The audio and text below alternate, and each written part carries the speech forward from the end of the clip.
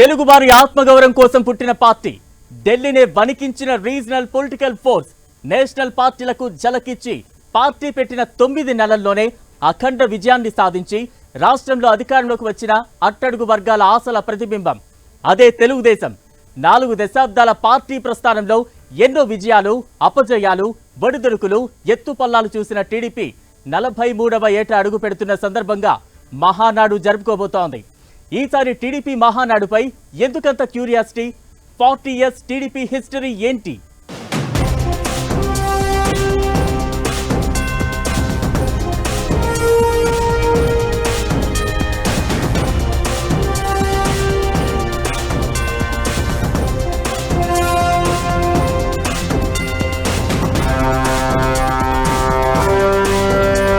తెలుగువారి ఆత్మ గౌరవం కోసం పుట్టిన టీడీపీ, జాతీయ రాజకీయాలను శాసిస్తూ వస్తున్న తెలుగుదేశం, ఆత్మ గౌరవం జెండా ఎగరేసి చరిత్రలో నిలిచిన ఎన్టీఆర్, సంస్కరణలు, అద్భుత పాలనతో ఆర్థిక భరోసా ఇచ్చిన చంద్రబాబు, 42 ఏళ్ల ప్రస్థానంలో ఎన్నో ఎత్తుపల్లాలు చూసిన తెలుగుదేశం. ఎన్టీఆర్, చంద్రబాబు, ఇప్పుడు లోకేష్. పార్టీపై ఎవరి మార్క్ వారిదే. నెక్స్ట్ జనరేషన్ థాట్స్ కి అనుగుణంగా పార్టీలో మార్పులు. జాతీయ పార్టీలను ఎదిరించి కాంగ్రెస్ వేవును ఢీకొట్టి ఈ సోషల్, ఎలక్ట్రానిక్ మీడియా హడావిడి లేనప్పుడే తెలుగు ప్రజలను కదిలించారు తెలుగింటి రామన్న. తెలుగు తల్లి ప్రియపుత్రుడు, కళామ తల్లి ముద్దు బిడ్డడుగా రాజకీయ అరంగేట్రం చేసి తెలుగుదేశం పార్టీని స్థాపించి ఢిల్లీ కోటను ఢీకొట్టి ప్రభంజనం సృష్టించారు. తెలుగువారి ఆత్మ గౌరవం కోసం, తెలుగోళ్ల ఆత్మబావుట జెండా ఎగురవేయడం కోసం టీడీపీని పెట్టారు అన్న ఎన్టీఆర్.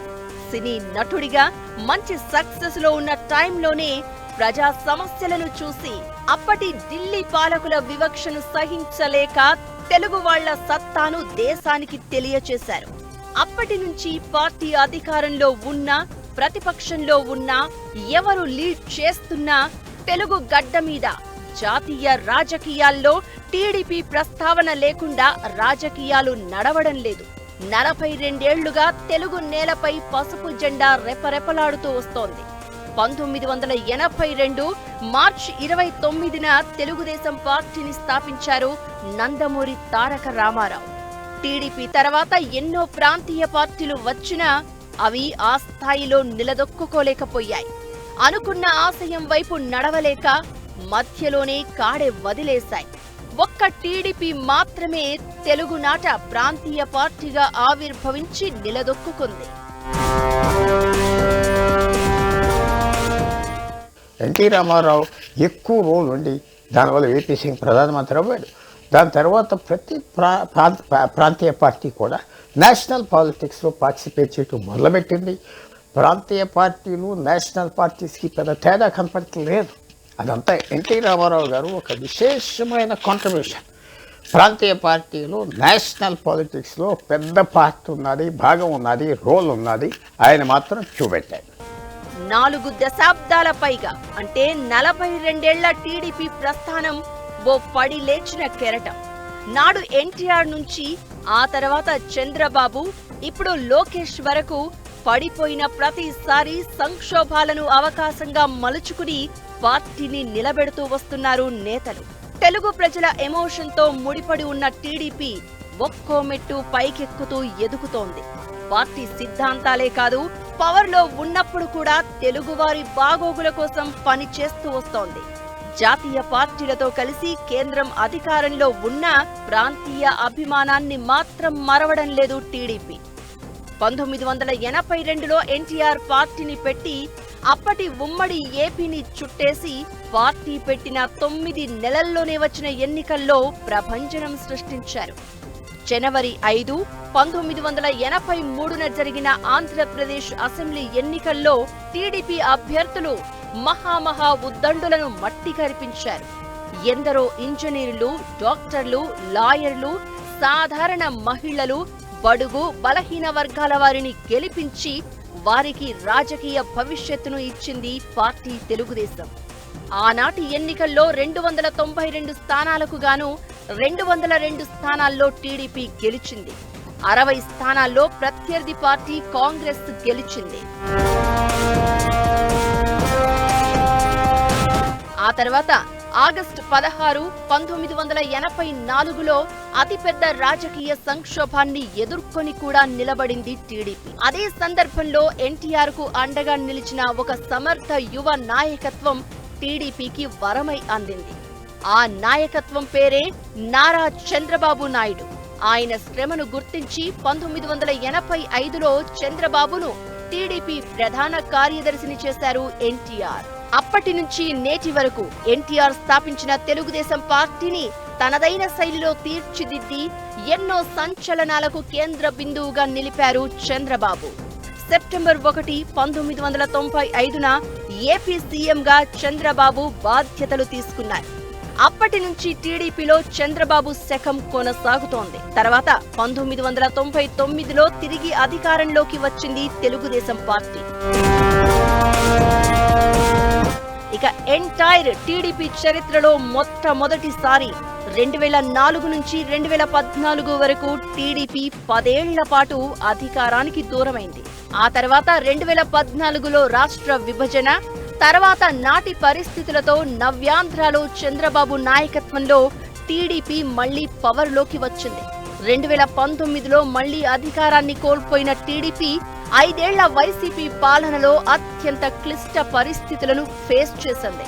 పార్టీ చరిత్రలో ఎన్నడూ లేనట్లుగా వలసలు, పార్టీకి భవిష్యత్తే లేదన్న ఊహాగానాల మధ్య 2019 నుంచి 2024 మధ్య టీడీపీ ప్రయాణం కొనసాగింది.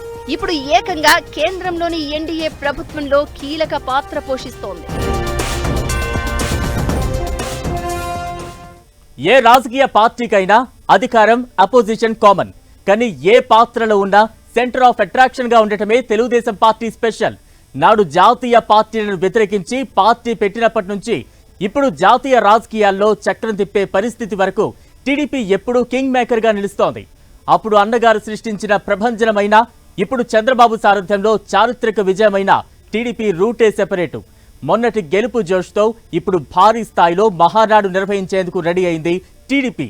అయితే ఈసారి మహానాడుకు ఓ రేంజ్లో హైప్ క్రియేట్ అవుతోంది. ఈసారి మహానాడు ఎందుకంత స్పెషల్? మహా వేడుక తర్వాత లోకేష్ కు ప్రమోషన్ దక్కపోతోందా?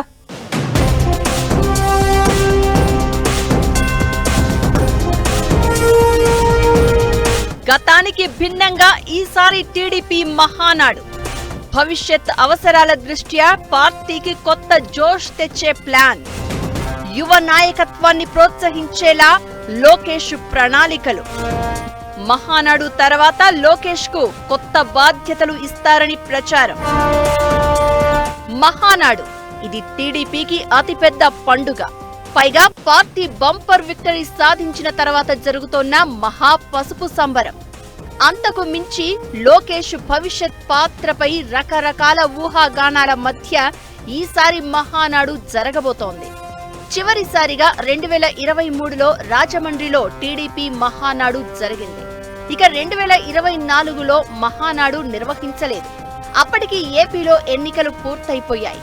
ఫలితాల కోసం వేచి చూసే పరిస్థితి ఉంది. దాంతో ఈసారి ఘనంగా నిర్వహించేందుకు ఏర్పాట్లు చేస్తున్నారు. ఇప్పుడు టీడీపీ బంపర్ విక్టరీ కొట్టి పూర్తి ఉత్సాహంలో ఉంది. పైగా వైసీపీ దారుణమైన ఓటమిని మూటగట్టుకుని నేతల వరుస రాజీనామాలతో ఉక్కిరిబిక్కిరవుతోంది. సరిగ్గా ఇదే టైంలో కడప గడపలో మహానాడు పెడుతోంది టీడీపీ. మే 27, 28, 29 తేదీల్లో జరిగే మహానాడుకు పెద్ద ఎత్తున అరేంజ్మెంట్స్ జరుగుతున్నాయి. పార్టీ భవిష్యత్ నిర్మాణం దిశగా లోకేష్ వ్యూహాలు రచిస్తున్నారు. అందుకోసం మహానాడును ఒక అస్త్రంగా మార్చుకుంటున్నారన్న టాక్ వినిపిస్తోంది. పార్టీ మహానాడు అన్నాక తీర్మానాలు ప్రవేశపెట్టడం కామన్. కానీ ఈసారి కొంచెం స్పెషల్. అందులో లోకేష్ మార్క్ కనిపించబోతోంది. యువగళం పాదయాత్రతో టీడీపీ శ్రేణుల్లో ఒక ఉత్సాహం తీసుకొచ్చిన లోకేష్ పార్టీ భవిష్యత్ నిర్మాణం దిశగా ఆలోచనలకు పదును పెట్టారు. ఈ క్రమంలోనే పార్టీని మరో 40 ఏళ్ల పాటు నడిపించడానికి అవసరమైన కీలక నిర్ణయాలు తీసుకోబోతున్నారని తెలుస్తోంది. పార్టీ మూల సిద్ధాంతం స్ఫూర్తితో ప్రస్తుత ప్రజా అవసరాలకు తగ్గట్లు పార్టీలో కీలక విధాన మార్పులు రానున్నాయన్న చర్చ జరుగుతోంది. ఇప్పటికే పార్టీ కార్యకర్తల సంక్షేమ నిధిని ఏర్పాటు చేసి దాన్ని సమర్థంగా నడుపుతున్నారు లోకేష్. అన్ని వర్గాలను ప్రతిబింబించేలా మాస్టర్ ప్లాన్ రెడీ చేసినట్లు తెలుస్తోంది. ఈ క్రమంలో నారా లోకేష్ 6 కీలక అంశాలను కడప మహానాడులో ప్రతిపాదించబోతున్నట్లు తెలుస్తోంది. లోకేష్ తనదైన స్టైల్లో ఓ ఐడియాలజీని తెర మీదకు తెచ్చే ఛాన్సెస్ కనిపిస్తున్నాయి. 6 అంశాలతో పార్టీకి కొత్త లుక్ తెచ్చేలా స్ట్రాటజీ వర్కౌట్ చేశారు అంటున్నారు. దాదాపు 16 తీర్మానాలను మహానాడులో పెట్టాలని భావిస్తున్నట్లు తెలుస్తోంది. తెలుగువారు ఎక్కడున్నా ఏ రంగంలో ఉన్నా నెంబర్ 1గా ఎదగాలనే లక్ష్యంతో నా తెలుగు కుటుంబం ఐడియాలజీని ప్రతిపాదించనున్నారు. మహిళా సాధికారత, మహిళా శక్తిని చాటేలా స్త్రీ శక్తి పేరుతో ఆ వర్గానికి మద్దతు ఇవ్వనున్నారు.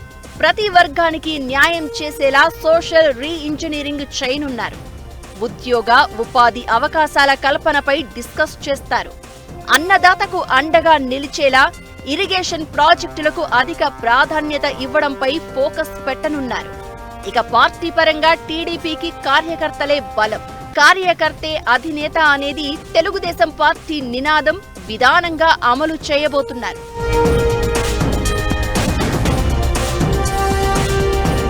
కడప మహానాడులో రాయలసీమ అభివృద్ధిపై ప్రత్యేకంగా చర్చించనున్నారు. ఈ ఏడాది కాలంలో చేపట్టిన సంక్షేమ పథకాలు, పాలనలో తీసుకొచ్చిన మార్పులు, రాయలసీమ అభివృద్ధి ప్రణాళికను వివరించనున్నారు. మహానాడు 3వ రోజు 5 లక్షల మందితో భారీ బహిరంగ సభ జరగబోతోంది. ఈ సభ వేదికగా పార్టీకి, ప్రజలకు మధ్య సంధానకర్తగా మై టీడీపీ యాప్ ఆవిష్కరిస్తారు. సేమ్ టైం రాష్ట్రంలో ఒకే ప్రభుత్వం కంటిన్యూగా అధికారంలో కొనసాగడం వల్ల జరిగే అభివృద్ధి, ప్రజలకు కలిగే ప్రయోజనాలను ప్రజలకు వివరిస్తామంటున్నారు నేతలు. ఫస్ట్ టైం కడప జిల్లాలో పసుపు పండగ మహానాడు నిర్వహిస్తోంది టీడీపీ. కడప నగరానికి దగ్గరలోని కమలాపురం నియోజకవర్గం, చింతకొమ్మదిన్నె మండలం, పబ్బపురం గ్రామం దగ్గరలో 150 ఎకరాల్లో ఏర్పాట్లు చేస్తున్నారు. ప్రతినిధుల సభకు ప్రత్యేక అరేంజ్మెంట్స్ జరుగుతున్నాయి. మహానాడుకు తొలి రోజు 40,000 మంది అతిథులు హాజరవుతున్నారని అంచనా వేస్తున్నారు. మొదటి రోజు పార్టీ ప్రతినిధుల సభలో టీడీపీ విధి విధానాలు, సిద్ధాంతాలు, కార్యాచరణపై క్యాడర్కు దిశానిర్దేశం చేస్తారు. రెండో రోజు ప్రతినిధుల సభతో పాటు కూటమి ప్రభుత్వం చేపట్టిన పలు అభివృద్ధి, సంక్షేమ కార్యక్రమాలపై తీర్మానాలు ప్రవేశపెట్టి డిస్కస్ చేస్తారు. మహానాడు 3వ రోజు భారీ బహిరంగ సభ ఉంటుంది.